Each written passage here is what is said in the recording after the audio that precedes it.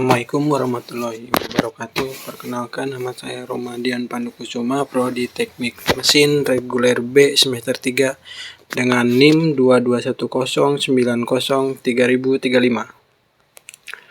Di sini saya akan menjelaskan tentang tembaga dan paduannya.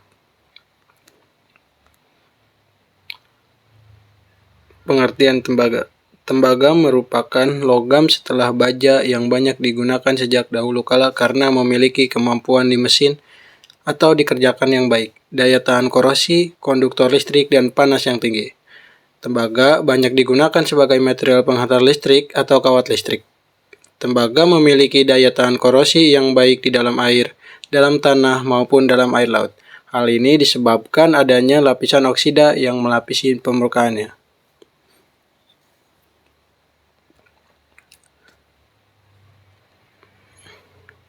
Berikut adalah tabel karakteristik dari tembaga. Sifat-sifat dari struktur kristal memiliki tembaga murni FCC. Densitas pada 20 Celcius, satuan 103 kg per meter kubik. Memiliki tembaga murni 8,93.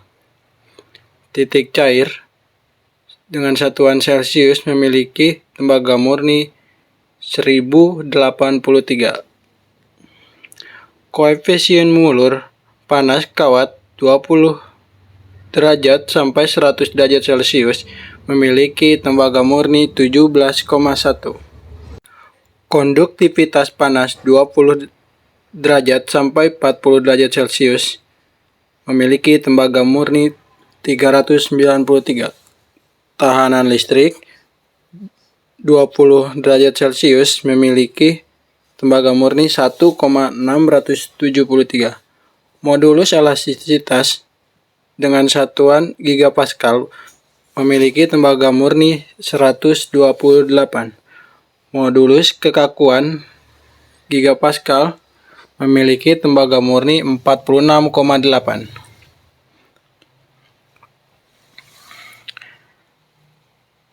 Tembaga dapat dibagi menjadi beberapa macam, yaitu tembaga murni unalloyed copper, brass atau kuningan, atau tembaga paduan seng, bronze atau perunggu, atau tembaga paduan timah, dan yang terakhir paduan tembaga beryllium.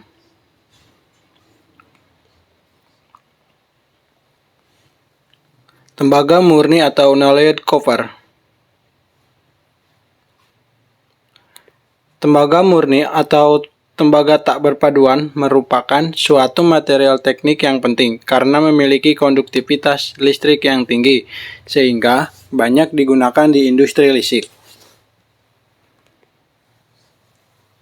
Brass atau kuningan atau tembaga paduan seng. Brass mengandung tembaga yang dipadu dengan seng antara 5-40%.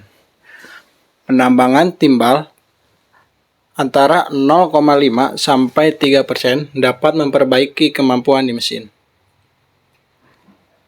Kekuatan tarik tembaga yang telah dianil antara 234 sampai dengan 374 megapascal dan dapat ditingkatkan kekuatannya dengan cara pengerjaan dingin semacam pengerolan dingin.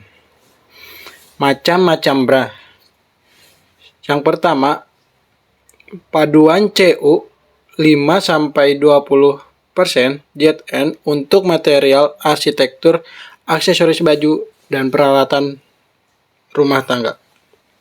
Paduan CU 25-35% ZN disebut juga kuningan 7/3 dengan sifat mudah di mesin dengan kekuatan yang memadai sehingga tepat digunakan untuk komponen-komponen yang rumit. Macam-macam brass yang ketiga, paduan CU 35-45% ZN disebut juga kuningan 6/4. Berharga lebih murah dan banyak dikerjakan panas. Dengan kekuatan yang tinggi, banyak digunakan untuk pengerjaan plat dan untuk peralatan mesin. Paduan CU ZN SN naval brass kuningan perkapalan, yang mana kuningan 6/4 ditambah timah 0,5-1,5 namun bila kuningan 7/3 ditambah timah sekitar 1% disebut admiral brush, kuningan laksamana. Memiliki ketahanan korosi air laut yang tinggi, banyak digunakan untuk kondenser air komponen kapal laut. Yang terakhir, kuningan kekuatan tinggi, CuZnMn, merupakan kuningan 6/4 yang dipadu dengan mangan 0,3-3%, dan Al, Fe, Ni, dan Sn di bawah 1% untuk meningkatkan kekuatan dan memperbaiki daya tahan korosi. Mn, mangan, dan Fe melembutkan butiran logam sehingga kekuatan meningkat. Al dan Sn meningkatkan daya tahan korosi dan daya tahan aus. Nikel juga menaikkan kekuatan dan daya tahan aus.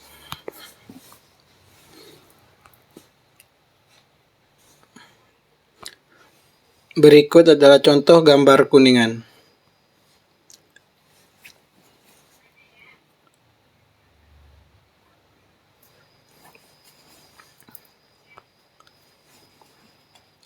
Lalu yang berikutnya bronze atau perunggu atau tembaga paduan timah. Bronze atau perunggu merupakan paduan tembaga yang kuat, keras, dan memiliki daya tahan korosi yang tinggi. Memiliki kekuatan yang lebih tinggi daripada brass terutama pada kondisi setelah dikerjakan dingin dan sifat tahan korosi.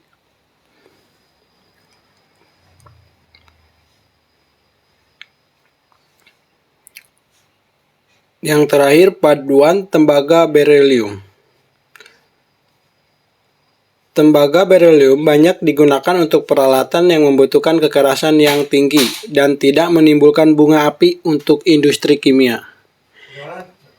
Memiliki daya tahan korosi, sifat tahan lama, tahan lelah, dan kekuatan yang sangat baik sehingga digunakan untuk pegas, roda gigi, diafragma, dan katup. Kelemahannya pada harga yang mahal. Berikutnya saya akan menjelaskan tentang proses pembuatan tembaga. Yang pertama ada pengapungan, pemanggangan, reduksi, dan elektrolisis. Yang pertama pengapungan atau flotasi. Proses pengapungan atau flotasi diawali dengan pengecilan ukuran biji, kemudian digiling sampai terbentuk butiran halus. Biji yang telah dihaluskan dimasukkan ke dalam campuran air dan suatu minyak tertentu. Kemudian udara ditiupkan ke dalam campuran untuk menghasilkan gelembung-gelembung udara. Bagian biji yang mengandung logam yang tidak berikatan dengan air akan berikatan dengan minyak dan menempel pada gelembung-gelembung udara yang kemudian mengapung ke permukaan. Selanjutnya, gelembung-gelembung udara yang membawa partikel-partikel logam dan mengapung ini dipisahkan kemudian dipekatkan.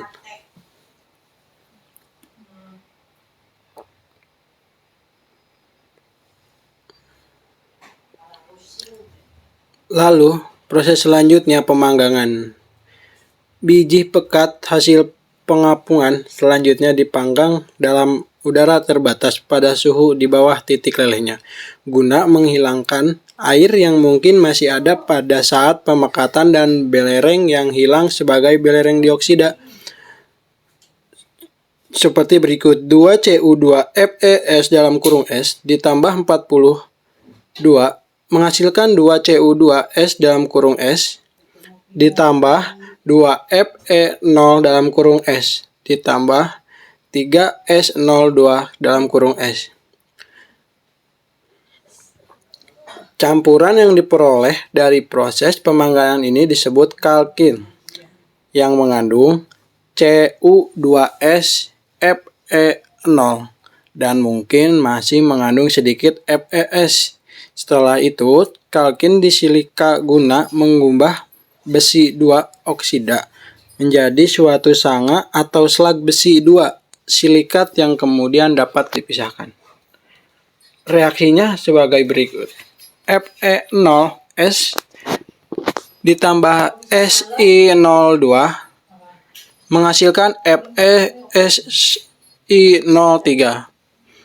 Tembaga 1 sulfida yang diperoleh pada tahap ini disebut matte dan kemungkinan masih mengandung sedikit besi 2 sulfat.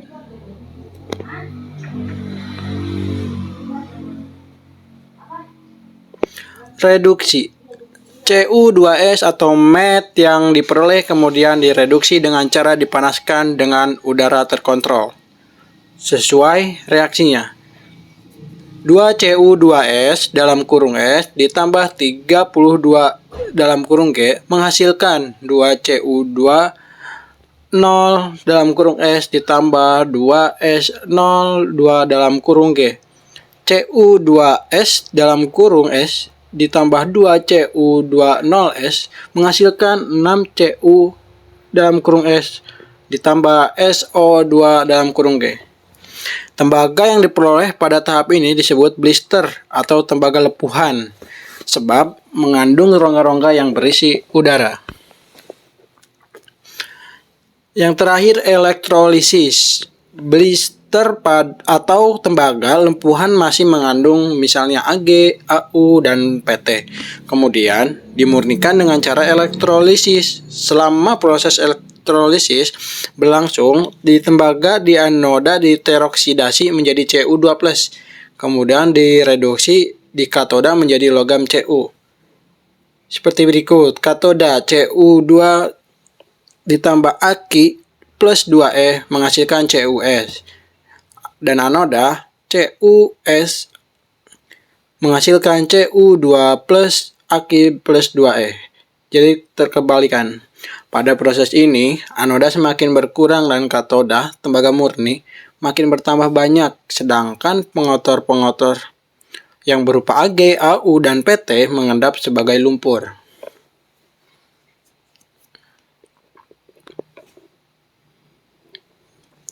Klasifikasi tembaga paduan. Cover Development Association System. Berikut adalah klasifikasi tembaga paduan. Tembaga paduan C1, tembaga dengan kandungan lebih dari 99,3%. C2, tembaga paduan seng atau brass atau kuningan. C3, tembaga paduan seng dan timbal. Ada leaded brass dan kuningan bertembaga. C4, tembaga paduan seng dan timah. Contohnya tin brass dan kuningan bertimah. C5, ada tembaga paduan timah. C6, tembaga paduan aluminium atau aluminium bronze, tembaga paduan silikon atau silikon bronze, dan bermacam-macam tembaga paduan seng. C7, tembaga paduan nikel dan tembaga paduan nikel seng. Tembaga paduan tuang cor. C8, ada tembaga tuang, tembaga murni cor, berbagai tipe kuningan cor, tembaga paduan mangan cor, dan tembaga paduan seng silikon cor. C9, tembaga paduan timah coran, tembaga paduan timah dan timbale, tembaga paduan timah dan nikel, tembaga paduan aluminium dan besi, tembaga paduan nikel dan besi, tembaga paduan nikel dan seng. Jadi berikut adalah beberapa klasifikasi dari tembaga.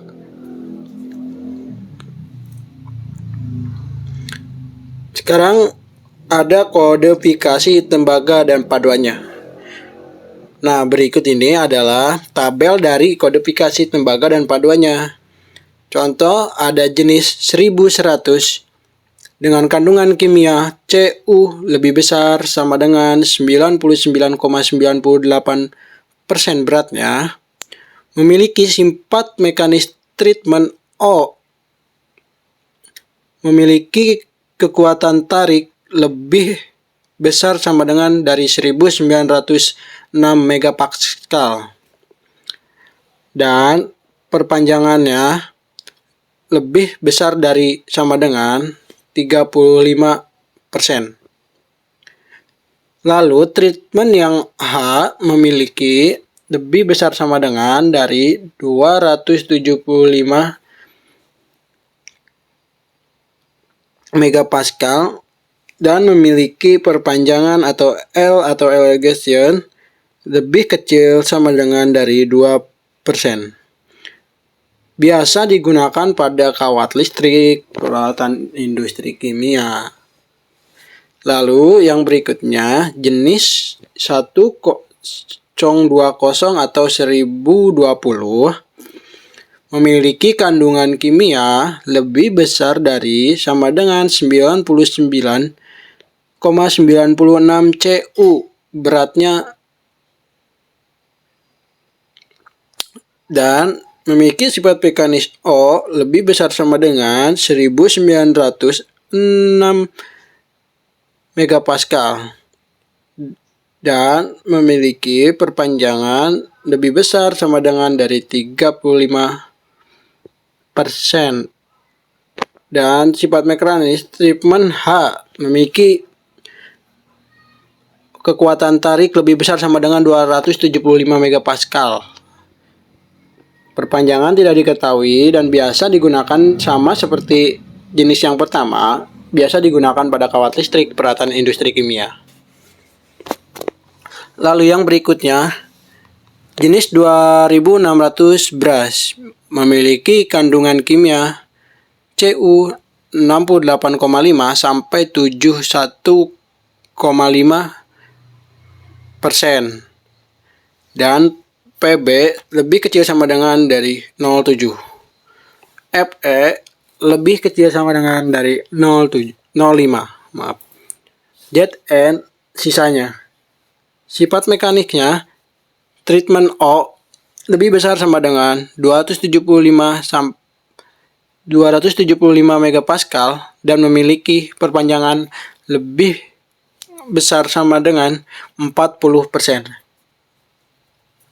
Dan sifat mekanis treatment H lebih besar sama dengan 412 sampai dengan 539 megapascal dan memiliki perpanjangan lebih kecil sama dengan dari 2%. Biasa digunakan di radiator, casing, dan longsong. Lalu kodifikasi tembaga yang selanjutnya 2801 atau 2801 memiliki kandungan kimia Cu dengan berat 59,0 sampai 62%, Pb lebih kecil sama dengan dari 10%, Fe lebih kecil sama dengan dari 0,7%, Zn sisanya. Sifat mekanis treatment O lebih besar sama dengan dari 324 megapascal dan memiliki perpanjangan lebih besar sama dengan 35%. Sifat mekanis treatment H memiliki lebih besar sama dengan 471 megapascal kekuatan tarik dan perpanjangannya lebih kecil sama dengan 2%. Biasa digunakan di aksesoris jaringan listrik. Lalu yang berikutnya jenis 3560 atau 3560 memiliki kandungan kimia 61 sampai 64%. Pb-nya 2 sampai dengan 3%. Fe lebih kecil sama dengan 10%. Zn sisa dari yang lain.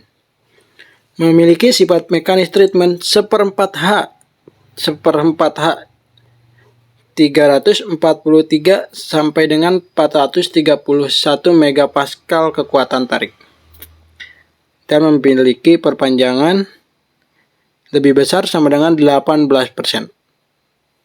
H lebih besar sama dengan 422 megapascal dan perpanjangannya tidak diketahui. Digunakan untuk komponen jam atau roda gigi. kodifikasi tembaga dan paduan yang berikutnya, yaitu jenis 5101 atau 5101 bronze. Memiliki kandungan kimia 3-5% SN dan sifat mekanis H-nya lebih besar sama dengan 451 kekuatan tarik dan perpanjangannya lebih besar sama dengan dari 10. Biasa digunakan pada roda gigi, kem, baut, atau pegas. Jadi selanjutnya 6161 atau 6161 memiliki kandungan kimia Cu 83-90%. Lalu Fe-nya 2-4%. Al-nya 7-10%. Mn-nya 0,50-2,0%. Ni-nya 0,5-2% dan memiliki sifat mekanis treatment O lebih besar sama dengan 490 MPa dan H lebih besar sama dengan 686 MPa, yang O memiliki perpanjangan lebih besar sama dengan 35% dan yang H memiliki perpanjangan lebih besar sama dengan 10%. Biasa digunakan pada peralatan penghantar panas kapal laut. Selanjutnya jenis berikutnya 7060 atau 7060. Memiliki kandungan kimia Pb lebih kecil sama dengan dari 0,5. Dan Fe 1-1,8%. Berikutnya Zn lebih kecil sama dengan 1. Lalu Mn 0,20 sampai 1%. Ni-nya 9,0 sampai 11,0%. Memiliki sifat mekanis F lebih besar sama dengan 275 MPa kekuatan tarik dan memiliki perpanjangan lebih besar sama dengan 30%. Biasa digunakan pada peralatan penghantar panas. Yang terakhir jenis 1720 atau 1720 memiliki kandungan kimia Ni CO lebih besar sama dengan 20%. Dan Be 1,8 sampai 2,0. Sifat mekanis 0. Sifat mekanis O-nya 412 sampai 539 MPa dan memiliki perpanjangan lebih besar sama dengan 35%. Lalu sifat mekanis H memiliki kekuatan tarik 686 sampai 834 MPa dan memiliki perpanjangan kurang dari sama dengan 2. Biasa digunakan pada pegas, roda gigi, dan jam atau arloji. Berikut adalah contoh atau beberapa kodifikasi tembaga dan paduannya. Bisa dilihat sendiri di tabel.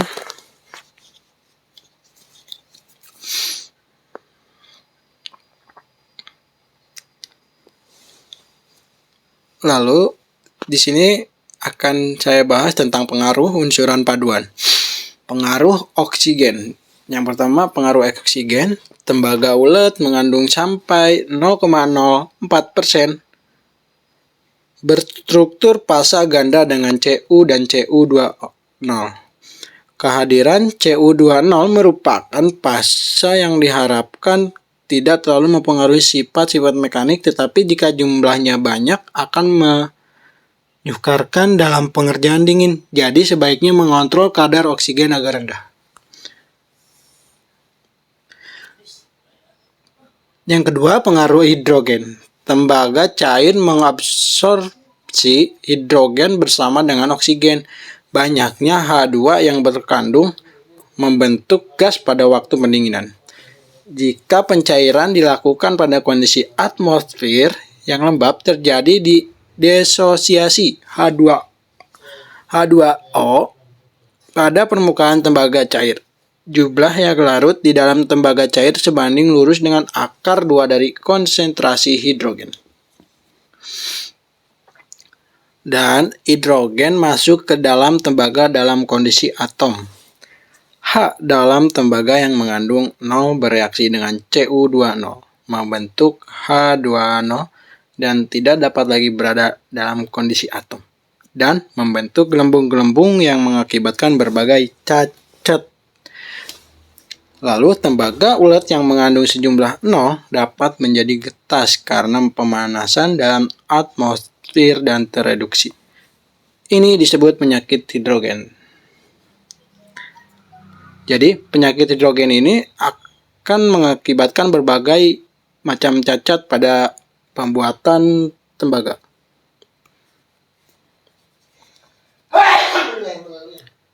Lalu pengaruh tembaga deoksidasi. Fosfor sering digunakan untuk deoksidasi Cu. Karena kegetasannya yang disebabkan hidrogen merupakan kerugian. Maka tembaga deoksidasi fosfor dipergunakan untuk pengelasan dan penyolderan. Jumlah P yang diperbolehkan 0,004 sampai 0,040%. Berguna untuk mengurangi konduktivitas listrik.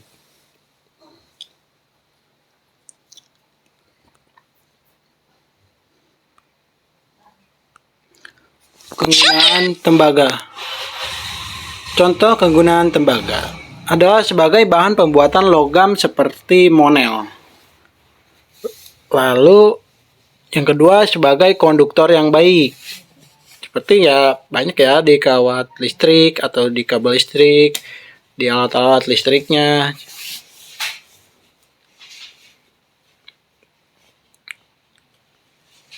Sebagai bahan pembuatan uang logam. Di negara kita uang logam itu menggunakan dengan tembaga atau kuningan sebagai perhiasan campuran antara tembaga dan emas. Jadi emas yang dijual-jual terkadang itu ada campuran dari tembaganya.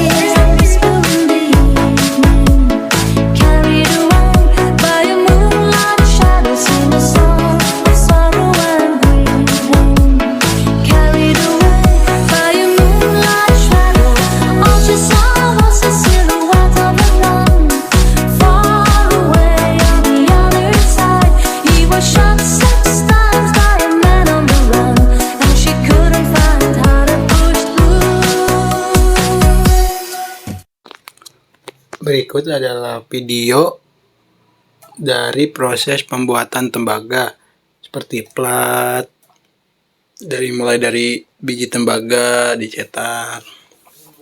Berikutnya, di sini saya akan menjelaskan tentang beberapa contoh soal tentang tembaga dan panduannya atau proses pembuatan tembaga. Yang pertama, apa yang menjadi bahan baku utama dalam proses pembuatan tembaga? Yaitu jawabannya, bahan baku utama dalam proses pembuatan tembaga adalah biji tembaga. Biasanya berupa kalkopirit atau bornit.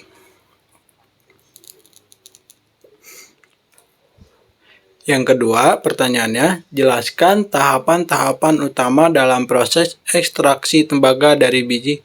Mengapa oksigen dimasukkan ke dalam tungku peleburan selama proses pembuatan tembaga? Jawabannya, tahapan utama dalam proses ekstraksi tembaga dari biji adalah: pertama, penghancuran pada biji tembaga. Kedua, penggilingan biji menjadi serbuk halus. Yang ketiga, pengapungan untuk memisahkan mineral berharga tembaga dari mineral lain. Yang terakhir, peleburan untuk memisahkan tembaga dari bijinya. Contoh soal yang ketiga, mengapa oksigen dimasukkan ke dalam tungku peleburan selama proses pembuatan tembaga? Sudah dijelaskan tadi bahwa oksigen dimasukkan ke dalam tungku peleburan selama proses pembuatan tembaga untuk membakar sulfur yang ada di dalam biji tembaga. Ini menghasilkan oksida tembaga dan sulfur dioksida. Yang keempat, apa peran elektrolisis dalam pemurnian tembaga? Tadi sudah dijelaskan bahwa elektrolisis digunakan dalam pemurnian tembaga. Proses ini melibatkan elektrolisis larutan tembaga sulfat, di mana tembaga dilepaskan dari anoda dan didepositkan pada katoda.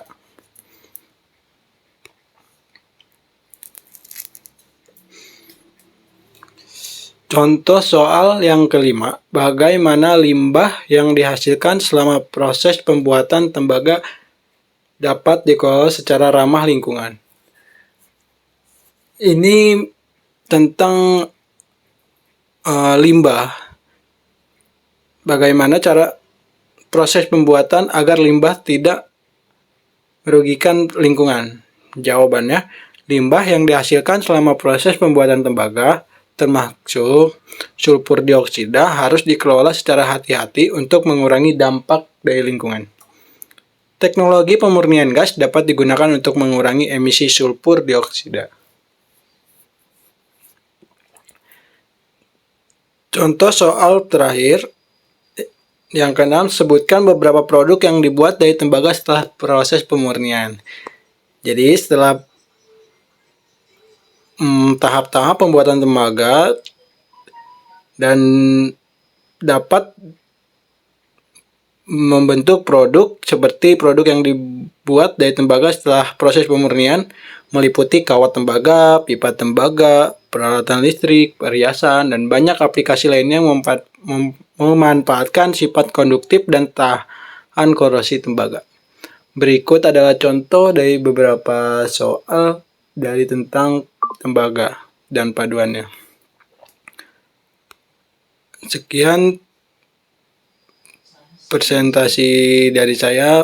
Mohon maaf apabila ada kesalahan tutur kata atau pengucapan. Saya ucapkan terima kasih. Wassalamualaikum warahmatullahi wabarakatuh.